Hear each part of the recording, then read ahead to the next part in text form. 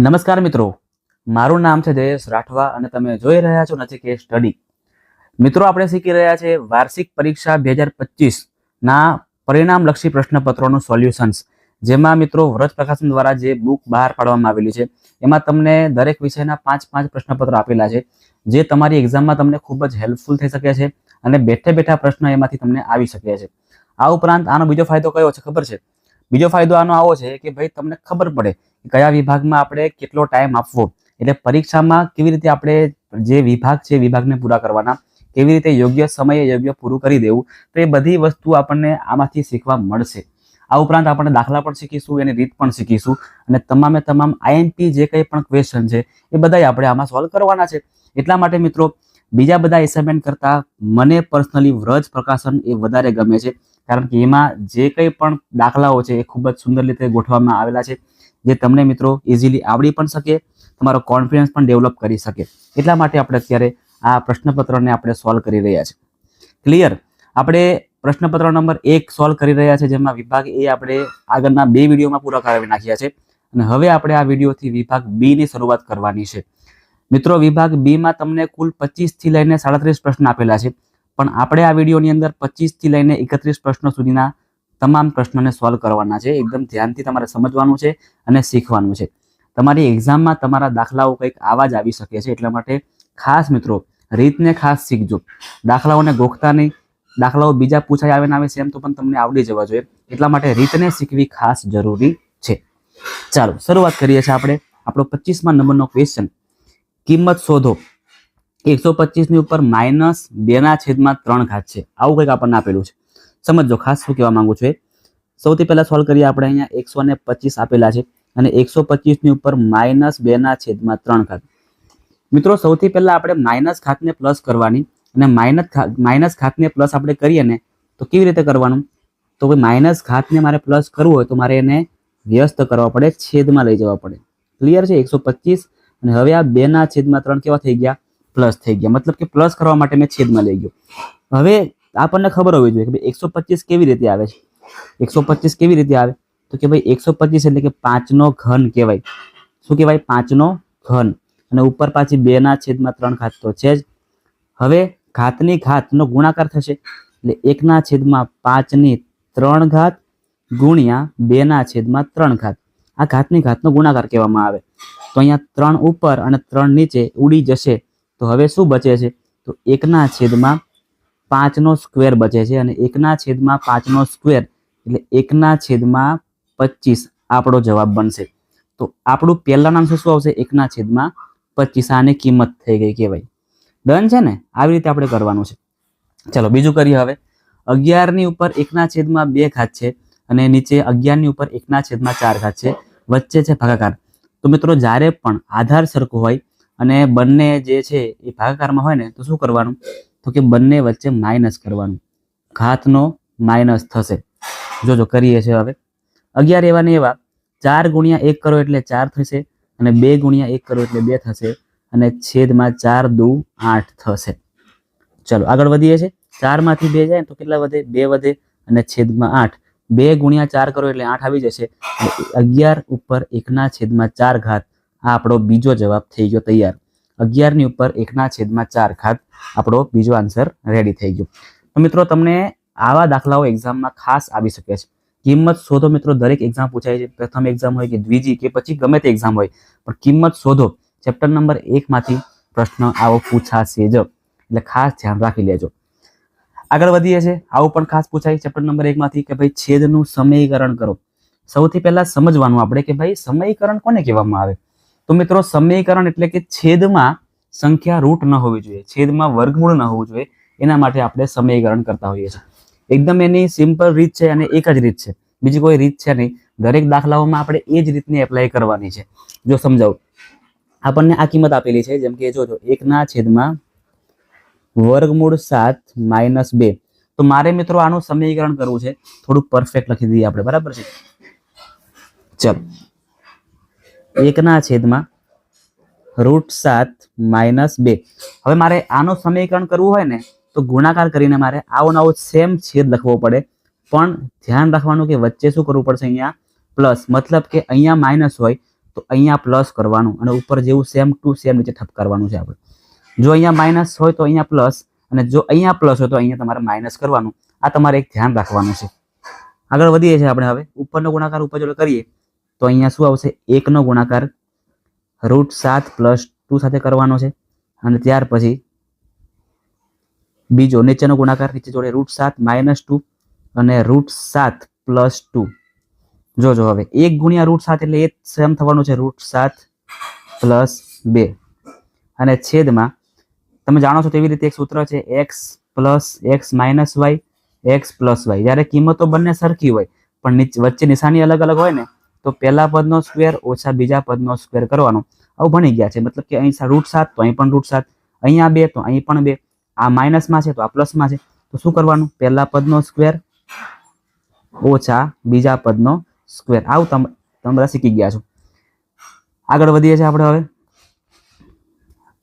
√7 એવા ને એવા +2 એવા ને એવા, અને છેદમાં તમે જો √7 નો સ્ક્વેર કેટલો આવે?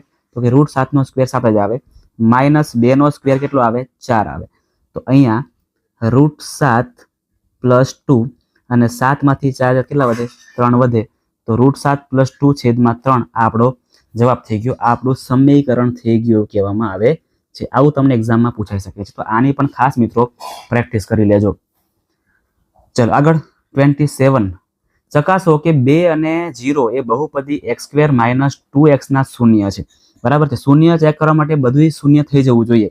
એટલે જો આવી રીતે સૌથી પહેલા આપણે x = 2 લેવાના છે. ચેક કરીએ. આપણે x બરાબર શું કરીએ? પહેલા x = 2 લઈને ચેક કરીએ છીએ. ચલો x² - 2x = 0. 0 આન્સર આવી જવો જોઈએ. x ની જગ્યા પર કેટલા મૂકવાના છે? આપણે 2 મૂકવાના છે. એટલે 2 નો સ્ક્વેર - 2, અને x ની જગ્યાએ પાછા 2 મૂકવાના બરાબર 0. 2 નો સ્ક્વેર 4 - 2 × 2 = 4 બરાબર 0.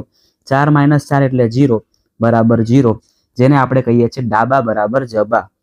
જેને શું કહીએ છીએ આપણે મિત્રો? ડાબા બરાબર જબા. એટલે કે આ 2 ના લીધે ડાબા જબા થઈ જાય છે. એટલે 2 છે ને આનું શૂન્ય કહેવાય. હવે આપણે શૂન્યનું ચેક કરી જોઈએ કે શૂન્યમાં આવે છે કે નથી આવતું. ચલો એટલે હવે x બરાબર આપણે 0 મૂકીને ચેક કરીએ. જોજો ખાસ સમજો મિત્રો ધીરે ધીરે. x² - 2x શૂન્ય મેળવવા માટે શૂન્ય કરવું પડે. x છે ત્યાં કેટલા મૂકવાના છે? 0 નો સ્ક્વેર 2, x ફરી 0 બરાબર 0. 0 નો વર્ગ ભાઈ 0 જ થાય, અને 2 × 0 એટલે 0 જ થશે. 0 - 0 0 બરાબર 0. અહીં પણ સેમ વસ્તુ ડાબા બરાબર જબા આવી ગયું છે. ડાબા બરાબર જબા આવી ગયું છે. એનો મતલબ કે સાહેબ 2 અને 0 એ બંને 2 અને 0 એ બંને આ જે બહુપદી છે એના શૂન્ય છે. ક્લિયર? આગળ વધીએ છીએ. ચાલો એક જંગલ સુરક્ષા અધિકારીએ રચના વિસ્તારને ગ્રાફમાં રજૂ કરેલ છે. એટલે આવી રીતના આખું જંગલ છે. ઉગમ બિંદુ છે ને એ અધિકારીના કંટ્રોલ રૂમ, એટલે કે આ છે ને આ એ મેન કંટ્રોલ રૂમ છે. તો x અને y રોડ દર્શાવેલા છે. આ x રોડ ને આ ઉપરવાળો y રોડ. તો જવાબ આપણે દેવાના છે. કયું રીચ રોડ x ની સૌથી વધારે નજીક છે? બરાબર મિત્રો, જો નાના છોકરાને પણ આવડી જાય કે આમાંથી જો x આ છે બરાબર, તો અહીંથી સૌથી નજીક આ છે ને રીચ 415 નંબરનું રીચ છે ને, 415 નંબરનું રીચ જે છે ને એ સૌથી નજીક રીચ કહેવાય. x અક્ષથી 415 નંબરનું રીચ જે છે એ સૌથી નજીક છે x અક્ષથી. ક્લિયર? ચાલો આગળ બીજો. કયું રીચ રોડ y થી સૌથી વધુ દૂર છે? y થી દૂર કયું છે એ જોવાનું છે આપણે. બરાબર છે. y થી દૂર જોજો આ લાઈન અહીંયા કરી દઈએ. y થી તો કેટલા છે? આ જઈ જો 15 ની આસપાસ 15 છે. આ રીચ જે છે 400 બહુ નજીક છે. બરાબર છે. આ રીચ જે છે કેટલું છે? તો કે એ પણ જો નજીક જ છે. આ રીચ 389 જે છે ને 389 નંબરનું રીચ એ y અક્ષથી સૌથી દૂર છે. ક્લિયર? એટલે પહેલામાં આવશે 415 અને બીજાનો આન્સર આવશે 389. અને આટલો સિમ્પલ દાખલો છે. 2 માર્ક્સ આપણે આરામથી લઈ લેવાના છે. આગળ નીચેનામાંથી કયા બિંદુઓ સમીકરણ x - 2y = 4 ના ઉકેલ છે અને કયા બિંદુઓ ઉકેલ નથી એ ચેક કરવાનું છે. પહેલા આપણે 0 અને 2 વાળું ચેક કરીએ. તો x = 0 અને y = 2 લેવાના છે. અહીંયા પણ ડાબા જબા ચેક કરવાનું આપણે. તો x - 2y = 4. x દેખાય ને ત્યાં મૂકવાના છે 0, y દેખાય ત્યાં મૂકવાના છે આપણે 2 બરાબર 4 0 ના 0 -2 ગુણ્યા 2 એટલે 4 બરાબર 4 -4 બરાબર 4 આવું ક્યારેય પોસિબલ થાય નહીં. -4 + 4 ક્યારેય બંને સરખા ન હોય એટલે અહીંયા ડાબા બરાબર જબા આવતું નથી. સો આ આપણો ઉકેલ નથી. બરાબર છે. પહેલું છે ને આ 0 2 આપણો ઉકેલ નથી. હવે આપણે એક વાળું ચેક કરીએ. x બરાબર હવે 1 લઈએ અને y બરાબર પણ આપણને 1 જ આપેલું છે. ચાલો ભાઈ x - 2y બરાબર 4 આપણને સમીકરણ આપેલું છે. એ જ છે. x પર આપણે 1 મૂકવાના છે, y ની જગ્યાએ પણ આપણે 1 જ મૂકવાનું છે. બરાબર 4 1 ના 1 2 એકા 2 બરાબર 4 1 માંથી 2 જાય તો કેટલા વધે? -1 બરાબર 4. તમે જોઈ શકો છો એવી રીતે મિત્રો ફરીથી આપણું આ બંને સાબિત થતું નથી. આ બંને સેમ ન કહી શકાય એટલે અહીંયા પણ ડાબા અને જબા બંને આવતા નથી એટલે એક પણ ઉકેલ નથી. આપણે જે આપણે છે બંને 0 2 અને 1 1 આ બંનેમાંથી એકેય આનો ઉકેલ નથી. બરાબર છે. ચાલો વ્યાખ્યા લખવાની છે. હવે વ્યાખ્યા લખવાની થાય છે. ચલો ભાઈ ખૂણાઓની રેખિક જોડ. તમને સૌથી પહેલા હું કોન્સેપ્ટ સમજાવીશ, પછી તમને હું એની વ્યાખ્યા લખાવી દઈશ. જો જ્યારે એક જ રેખા હોય અને એક રેખા પર આવી રીતે સમજો, આવી રીતે બે ખૂણા બનતા હોય, આ એક ખૂણો અને આ બીજો ખૂણો, એક ખૂણો અને આ બીજો ખૂણો બનતો હોય, તો મિત્રો આ બંને ખૂણા એક જ રેખા પર આવેલા છે એટલા માટે આને રેખિક જોડ કહેવામાં આવે. રેખિક જોડ છે ને, રેખિક રેખા. બરાબર છે ને. આવા ખૂણાનો સરવાળો 180 અંશ જ થશે. ચલો વ્યાખ્યા શું બનશે? તો વ્યાખ્યા કંઈક આવી બનશે કે ભાઈ જો બે આસન્ન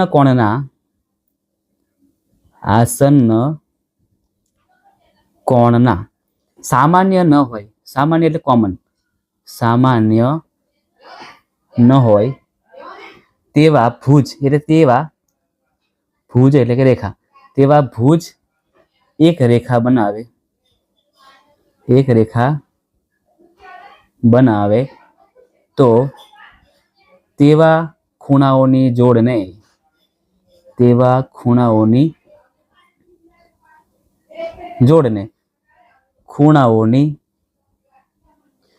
રૈખિક જોડ કહેવાય છે.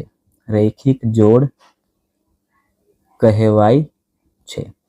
ડન છે. જો ફરી સમજાવું કે જો આસન્ન કોણ કહેવાય, આસન્ન કોણ 3 ખૂણા છે એટલે, પણ આ જે આ બાજુ છે અને આ બાજુ છે બંને કેવી છે? કોમન નથી.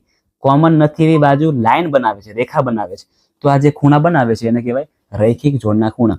હવે તમને સમજાવું કે ભાઈ અભિકોણ કોને કહેવામાં આવે? અભિકોણ તો જ્યારે બે રેખાઓ આવી રીતે ક્રોસ કરતી હોય ને ત્યારે આ સામસામે ખૂણા કેવા હોય? સરખા હોય. તો આ ખૂણાઓને અભિકોણ કહેવામાં આવે છે. ચલો વ્યાખ્યા લખીએ. સૌથી પહેલા આપણે એની ગ્રીનથી લખીએ. બરાબર છે. ચલો સામાન્ય શિરોબિંદુ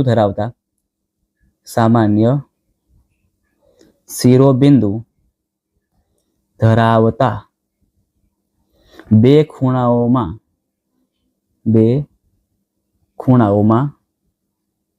જો એક ખૂણાનો ભુજ એ બીજા ખૂણાના ભુજ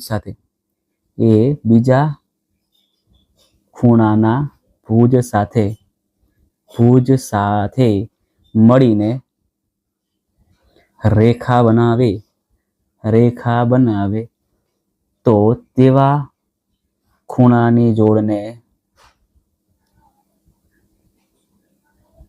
અભિકોણ કહેવાય છે. ડન છે. અભિકોણ કહેવાય છે. તમારે મિત્રો બંને વ્યાખ્યાને મોઢે કરી નાખવાની છે. બરાબર. આપણને સમજણ પડી જાય પણ વ્યાખ્યા થોડીક અઘરી પડે મોઢે કરવા માટે. તમારે આને 2-4 વાર લખી દેવાની તો તમને યાદ પણ રહી જશે. આગળનો પ્રશ્ન સોલ્વ કરીએ છીએ આપણે હવે. 31 રેખાઓ PQ અને RS એકબીજાને O બિંદુમાં છેદે છે. ઓકે ચલો કરી દઈએ. આ રેખાને PQ કહી દઈએ. આ રેખા છે આપણી PQ અને બીજી રેખા છે RS. આ એકબીજાને મિત્રો O બિંદુમાં એટલે કે અહીંયા છેદે છે. ડન છે. હવે જો POR એટલે કે આ વાળો ખૂણો અને ROQ એટલે કે આ વાળો ખૂણો એ 5:7 છે. એ કેવું છે? 5:7. એટલે હવે જેમ આવે જ્યારે મેથ્સમાં ત્યારે હંમેશા આપણે શું કરી દેવાનું? x લગાડી દેવાનું. બરાબર. ચલો કરી દઈએ. ખૂણાના માપ લખી દઈએ કે ભાઈ સૌથી પહેલા ખૂણો POR બરાબર 5 છે એટલે 5x અને ખૂણો ROQ બરાબર 7x થશે. હવે તમારે મિત્રો મને એ કહેવાનું છે કે ભાઈ આ બંને ખૂણા કયા છે? વિચારો તો આ બંને ખૂણા કઈ જોડ કહેવાય? તો કે જો આ બંને ખૂણા મિત્રો એક જ રેખા પર આવેલા છે ને? આ બંને ખૂણા જે છે એ એક જ રેખા પર આવેલા છે એટલે આ બંને ખૂણાને કહેવાય રૈખિક જોડના ખૂણા. આ બંનેને શું કહેવામાં આવે છે ભાઈ? રૈખિક જોડના ખૂણા. એટલે એનો સરવાળો કેટલો આવે? 180. જો આપણે અહીંયા વાત પણ કરેલી છે ને, અહીંયા એવી રીતે સેમ કોન્સેપ્ટ આપણે અહીંયા સમજવાનો છે. 180 આનું માપ છે ભાઈ 5x, આનું માપ છે ભાઈ 7x બરાબર 180. 5 ને 7 કરો એટલે 12x થશે. 12x બરાબર 180. તો x બરાબર 180 ના છેદમાં 12. તો 180 ભાગ્યા 12 કરો એટલે 15 આપણને મળશે. x બરાબર કેટલા મળી ગયા આપણને? 15 મળી ગયા.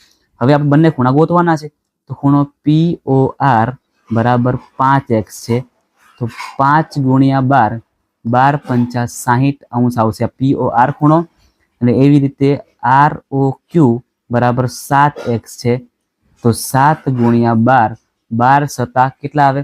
12 સતા બોલો તો ફટાફટ કેટલા 12 સતા આવે? જલ્દીથી બોલજો ભાઈ.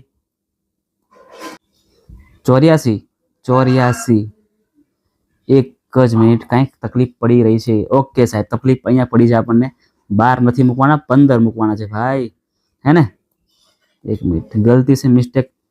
15 પંચા 75 આવશે અહીંયા. 15 પંચા 75 આવશે. અને અહીંયા 15 ગુણ્યા 7 કરશો એટલે 15 સતા 105 થશે. ઓકે, હવે ડન થઈ ગયું. 105 અને 75 આવે પ્લસ કરો એટલે 180 થઈ ગયા. બરાબર છે. જે x ની કિંમત આવે ને એ આપણે અહીંયા મૂકવાની છે. આપણે ભૂલથી 12 મૂકી દીધા હતા, ભૂલમાં, હે ને? એ ભૂલ તમારે નથી કરવાની, મારાથી ભલે થઈ ગઈ છે. ક્લિયર છે મિત્રો? ઓકે, તો અહીં આ વિડીયોમાં આપણે આટલું જ રાખીએ છીએ. હવે બીજું જે કરશું એ હવે નેક્સ્ટ વિડીયોમાં કરશું. ત્યાં સુધી મિત્રો તમને જો વિડીયો ગમ્યો હોય ને તો વિડીયોને એક લાઇક કરી દેજો ભાઈ. અને ખાસ તમારા મિત્રો સુધી પણ આ વિડીયોને શેર કરજો. જો તમને આ વિડીયો ગમ્યો હોય, તમને મજા આવી રહી હોય, અને જો તમે ચેનલને સબસ્ક્રાઇબ નથી કરેલી તો ચેનલને ખાસ મિત્રો સબસ્ક્રાઇબ પણ કરી નાખજો. તમારા માટે આવા નવા વિડીયોઝ આવતા જ રહેશે, જે તમારું મેથ્સ સુધારી નાખશે, જે તમારા મેથ્સમાં તમારું ઇન્ટરેસ્ટ વધારી પણ દેશે. ઓકે મિત્રો, તો મળીએ છીએ હવે નેક્સ્ટ વિડીયોમાં આપણે, જેમાં આપણે આગળના પ્રશ્નો સોલ્વ કરીશું.